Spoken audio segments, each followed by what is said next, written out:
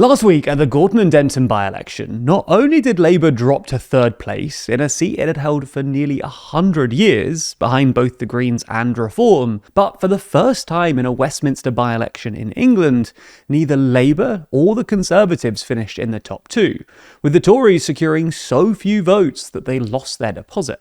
Then earlier this week, YouGov published its latest poll, showing the Greens in second place for the first time ever, with 21%, and Labour on its lowest figure to date, on just 16%. So in this video, we'll explain the UK's traditional two-party system, and whether the Greens and Reform are replacing Labour and the Conservatives.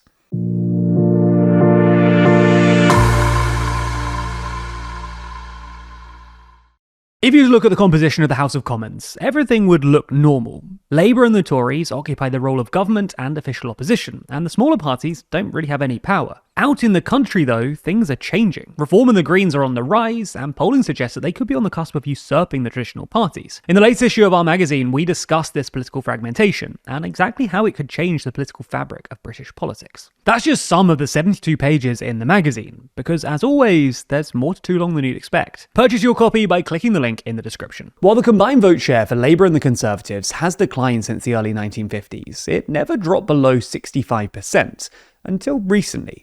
In other words, while at times the vote share of the smaller parties has increased, generally speaking, the vast majority of voters chose either Labour or the Conservatives. However, in the 2024 general election, the Labour and Tories combined vote share dropped below 65% for the first time in post-war history, at a combined 57.4%. Meanwhile, Reform UK secured 14.3% of the vote, and the Greens 6.7%. Since the election, the decline in support for Labour and the Conservatives has become even more pronounced. Labour are now polling at around 15 points lower than their 2024 election result, and the Conservatives are around 5 points lower. Conversely, the Greens are polling at about 8 points higher than their 2024 election result, and Reform are 14 points higher. Now, theoretically, the UK's first-past-the-post voting system should suppress both the Greens and Reform. As time goes on, voters would theoretically realise that supporting smaller parties could cause vote splitting, which would ultimately help an unfavourable party. A left-wing person voting Green, for instance, would theoretically take votes away from Labour, helping the Conservatives. This is one of the fundamental mechanisms behind Duverger's law, which states that in single-member districts, where each constituency only has one MP, the first-past-the-post electoral system will tend towards a two-party system.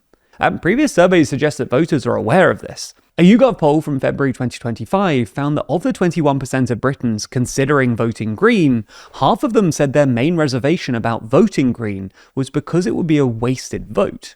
However, another YouGov poll from January 2025 showed that of the 24% of Britons considering voting for Reform, only 9% of them cited a wasted vote as their main reservation. At the time, Reform, unlike the Greens, were close to overtaking both Labour and the Conservatives in the polls, and therefore appeared to be approaching a tipping point at which they could overcome the effect of Duverger's law. As such, it's possible that we're now entering an era where Reform, rather than the Conservatives, is seen as one of the two main parties, and voters are starting to rally around them instead of the Conservatives. But is this really the case? And if so, how close are the Greens to replacing Labour too? Well, a good place to start is with Gorton and Denton. Not only did the Greens win this by-election by a 12-point landslide, but Reform also finished second, meaning that for the first time in post-war history, neither of the two main parties, Labour or the Conservatives, finished in the top two in an English Westminster by-election. The Greens won with 40.7% of the vote, followed by Reform with 28.7%. The Greens outperformed even the upper end of pollsters' predictions, taking tactical voting into account, suggesting that a vote for the Greens, despite the reservations cited by potential Green voters in the 2025 YouGov survey, is no longer a wasted vote. However, it's difficult to say whether the Greens are fully replacing Labour. While Reform are well ahead of the Tories in the national opinion polls, according to polling aggregators, the Greens still trail Labour by a few percentage points, and long-term polling trends suggest that Labour may now have bottomed out some 3 points above the Greens, whose growth has been slowed and could be reaching a ceiling. However, as the Gorton and Denton result showed, in at least some constituencies, the Greens, not Labour, are clearly seen by voters as the best option for keeping Reform out. In Gorton and Denton, the constituency's demographics, with a sizable student and Muslim population, probably helped the Greens, as did Labour's missteps in the campaign. Labour's campaign was pretty much entirely based on the slogan, "Only Labour can beat reform." And here's what Labour's deputy leader Lucy Powell and Prime Minister Keir Starmer told campaigners days before the election. That it's only Labour here that can beat reform in this by-election. Let's be absolutely clear about the battle we're in, because it's Labour versus reform. Only Labour can beat reform in this constituency. Not only did this turn out to be wrong, but even before the election, it contradicted an opinion poll showing Labour, Reform and the Greens closely tied for first place. As such, claiming to be the only party capable of blocking reform wasn't just a risky strategy for Labour in and of itself, but the fact it clearly wasn't true may have just encouraged more voters to throw their weight behind the Greens. As such, the Greens outperformed even the highest pre-election estimates, showing that Labour isn't the only option for anti-reform voters. This suggests that in other similar constituencies, with ethnically diverse and younger-leaning demographics, such as parts of London, which are also considered Labour strongholds, the Greens could well replace Labour as the default left-wing party. So could we really see similar results elsewhere? Well, we should point out that while the Greens were clearly successful in Gorton and Denton, these results might not be so easy to replicate in other constituencies. Firstly, the Greens had an excellent candidate for Gorton and Denton in Hannah Spencer, the Greens' former Greater Manchester mayoral candidate, a local tradesperson and a working class woman, who could prove that she knew the area, had a history of service to the voters, and would champion working class constituents in Parliament.